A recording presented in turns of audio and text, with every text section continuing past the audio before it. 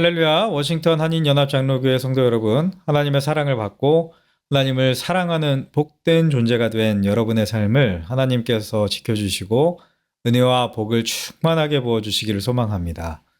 오늘은 마태복음 26장 6절에서 13절의 말씀으로 그녀만이 알았다 라는 제목으로 말씀을 전하고자 합니다. 공교롭게도 지난 주일 예배 시에 오늘 본문에 등장하는 예수님의 머리에 향유를 부은 여인에 대한 이야기를 나누었었습니다. 주일에 시편 133편으로 말씀을 전하면서 성경에 기록된 기름 부음의 의미들에 대해서 그것이 가장 사랑하는 사람에게 가장 좋은 것을 주는 혹은 드리는 행동이 기름 부음이었다고 말씀을 드렸었습니다. 오늘 이에 대해서 조금 더 자세히 부연 설명을 드릴 수 있어서 참 감사하게 생각을 합니다. 이 기름 부음이 좋은 것을 내어드리는 행동이었다라고 말씀드렸던 것은 이 행동이 고대 근동에서 손님을 대접하는 순서에 반드시 들어가 있는 순서였기 때문이었습니다. 고대 근동에서는 귀한 손님이 올 때 그때 손님을 대접하는 가장 먼저 손과 발을 씻을 물을 내어드리는 정결의 시간이 있었습니다. 정말 귀하신 손님이라면 이 시간에 그 사람의 종이나 본인이 손님의 발을 직접 씻겨드리게 되어 있었죠. 이 정결의 시간이 끝나고 나서 도유의 시간이 있었습니다. 이 시간이 바로 기름을 손님에게 붓는, 기름을 손님에게 드리는 그런 시간이었습니다. 일반적으로 가정에서는 보통 올리브유, 감람유를 손님에게 드렸다고 합니다. 반면에 향유는 정말 비싼 기름이었는데 이 향유를 조금만 내어와도 대단한 대접을 받는다는 의미로 손님들이 받아들였다고 합니다. 그리고 나서 이제 식탁의 교제 시간이 있고요. 그 다음에 대화하고 그리고 그 사람들이 보호받고 있다라고 하는 것을 선언하는 시간이 있고 그리고 모든 것이 다 끝난 다음에 축복과 배웅의 시간이 있었다라고 하는 것이 고대 근동의 여러 문헌에 나와 있습니다. 자, 이렇게 정결의 시간, 도유의 시간, 식탁 교제의 시간, 그리고 안전의 시간, 그 다음에 대화의 시간, 축복과 배웅의 시간. 이렇게 이어지는 것이 고대 근동의 일반적인 손님 접대의 순서였습니다. 자, 그런데 오늘 말씀 마태복음 26장의 말씀을 보면 베다니에 있는 나병 환자였다가 치윤을 받았던 시몬이라고 하는 사람의 이름이 등장하는데요. 그 사람의 집에 이름을 알 수 없는 한 여인이 예수님께 나와 매우 귀한 향유, 그 향유 한 컵을 식사하시려는 예수님의 머리에 부었다고 그렇게 기록을 하고 있습니다. 향유를 아주 조금만 부어도 그 아름다운 향기가 집 전체에 진동을 해서 이 여인이 예수님을 존귀하게 세워드리려고 했다라고 하는 그 마음이 그 자리에 있는 모두에게 충분히 전달되었을 것입니다. 그런데 이 여인은 그 향유 한 옥합을 아낌없이 예수님의 머리에 부었습니다. 같은 사건을 기록하고 있는 마가복음 14장을 보면 이 여인이 부은 향유의 가치가 300데나리온이었다라고 하는 기록이 나옵니다. 한 데나리온은 그때 당시에 고된 노동을 한 이 일용직 노동자가 하루에 받는 품삯이었습니다. 그러니까 하루 품삯을 300일 동안 한 번도 쓰지 않고 모아야지 구비할 수 있는 것이 이 향유 한 옥합이었던 것입니다. 당시 여성의 경제력은 남성의 경제력과는 비교도 되지 않았으니까 이 여인은 정말 평생 자신이 모아놓은 모든 것을 예수님의 머리에 부었던 것입니다. 왜 이 여인은 이런 행동을 할 결심을 하였던 것일까요? 주일에도 말씀드렸지만 그것은 바로 사랑 때문이었습니다. 사랑이 아니라면 이런 정도의 환대, 또 이런 정도의 희생의 감수를 우리는 설명할 수단을, 개념을 갖고 있지를 않습니다. 그녀가 예수님께 어떤 은혜를 받았었는지 또 어떤 사랑을 받았었는지를 우리가 알 수 있는 도리는 없지만 그녀가 드린 향유의 값어치를 생각을 해본다면 그녀의 예수님을 향한 그 사랑은 최소한 그 300데나리온보다는 큰 것이었겠죠. 사랑.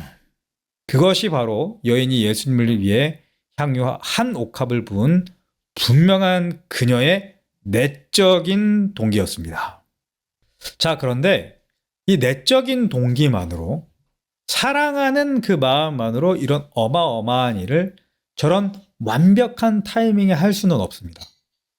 분명한 외적인 동기도 있었기 때문에 이 여인이 향유를 예수님께 붓는 결단을 할 수 있었음을 우리는 오늘 말씀을 통해서 좀 볼 수 있어야 되겠습니다. 그러면 그녀가 갖고 있었던 이 외적인 동기가 무엇이었는지를 우리는 오늘 본문 말씀 11절에서 12절 사이에서 알 수가 있습니다. 가난한 자들은 항상 너희와 함께 있거니와 나는 항상 함께 있지 아니하리라. 이 여자가 내 몸에 이 향유를 부은 것은 내 장례를 위하여 함이니라. 아멘. 그렇습니다. 11절에서 예수님이 무엇이라고 지금 말씀하십니까? 내가 항상 너희와 함께 있지는 않는다 라고 말씀을 하십니다. 이 말씀이 무슨 말이죠? 예수님이 사랑하는 사람들의 곁을 떠나셔야 할 날이 지금 다가오고 있다는 말입니다. 자, 이어지는 12절에서 향유를 부은 그녀의 심정을 그 마음속 깊은 중심을 아시는 예수님께서 그녀가 왜 이런 일을 했는지를 정확하게 말씀을 해주십니다. 예수님 이렇게 말씀하시죠? 이 여자가 내 몸에 이 향유를 부은 것은 내 장례를 위하여 함이니라 라고 말입니다. 그렇습니다. 이 이름 없는 여인이 예수님께 가장 귀한 것을 드려야 할 외적인 동기가 여기서 발견됩니다. 그것은 예수님의 죽음이 다가오고 있다는 것을 이 여인이 알고 있다라고 하는 사실 때문이었습니다. 예수님이 더 이상 자신의 곁에 계시지 않을 것을 아니까 그녀는 이 사랑의 행동을 하는 것에 대해서 지체할 겨를이 없었던 겁니다. 예수님이 자신을 떠나시기 전에 내가 반드시 나의 마음을 예수님께 드리고야 말겠다라고 하는 그 마음이 그녀에게 자신이 가지고 있었던 그것 중에 가장 중요한 것, 귀중한 것을 아낌없이 예수님께 드리는 믿음의 행동으로 나타났다는 것입니다. 자, 그러면 어떻게 이 여인은 이 예수님의 죽음에 대해서 시간이 얼마 남지 않았다는 것을 정확하게 알 수가 있었을까요? 마태복음을 보면 16장 이후에 예수님께서 여러 번 자신의 순환과 죽음에 대해서 이야기를 해주시는 것을 볼 수 있습니다.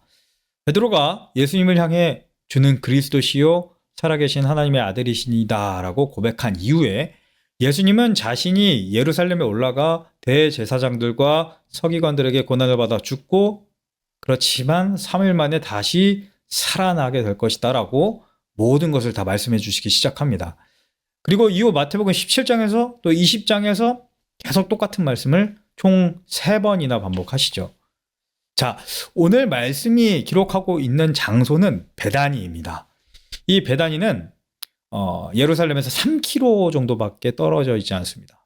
정말 엄청 가까운 거리죠. 베다니에 도착하자 이름을 알 수 없는 이 여인이 이제 예수님이 곧 저 예루살렘으로 올라가시면 돌아가실 것을 알았습니다. 왜 그렇죠? 예수님이 그렇게 말씀하셨으니까요.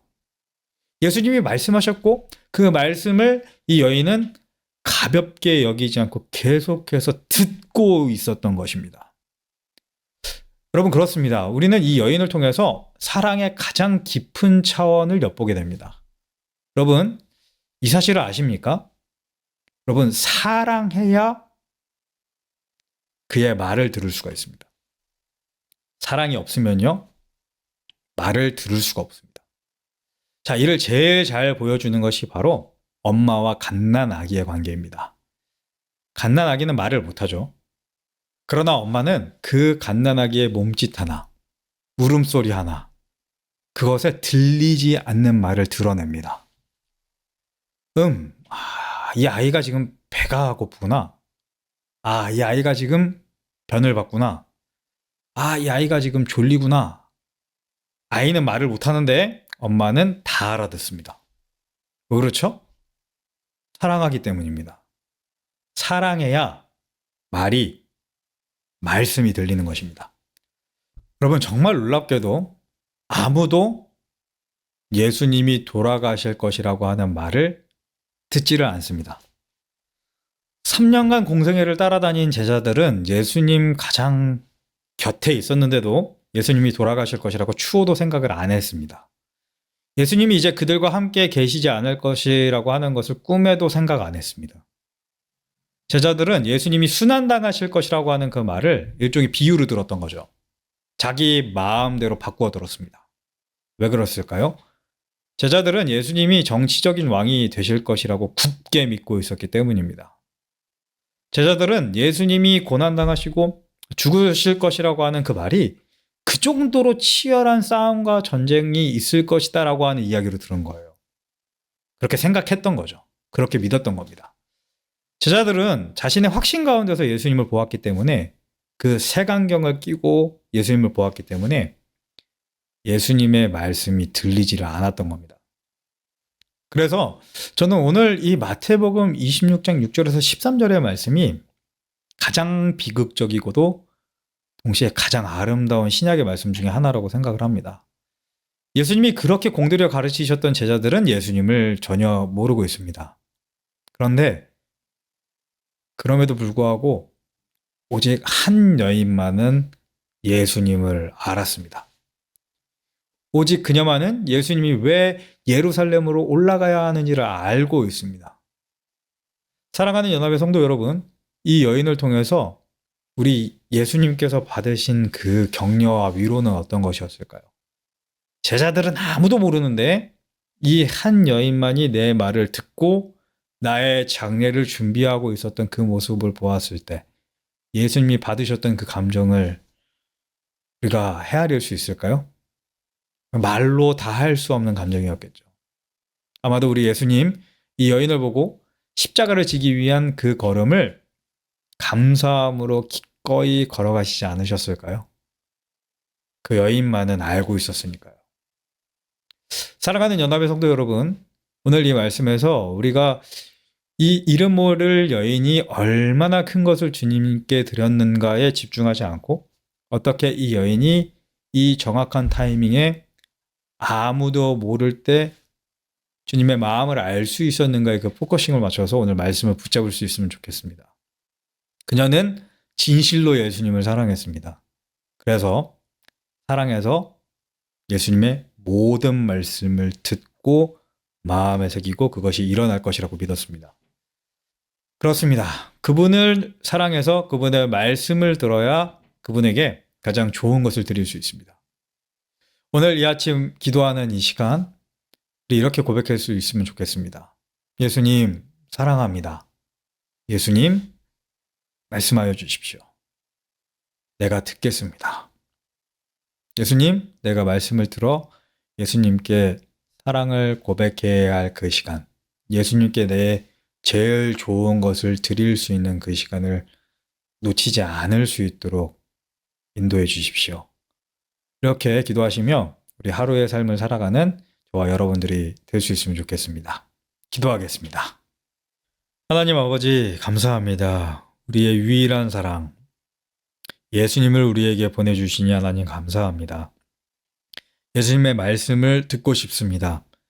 성경의 말씀을 볼 때마다 기도할 때마다 주님의 음성을 사랑으로 기쁘게 이해되지 않더라도 듣게 하여 주시고 사랑을 고백할 그 순간을 놓치지 않는 행함의 그 순간을 그냥 흘려보내지 않는 저 여인과 같은 용기와 결단을 우리에게 더하여 주옵소서.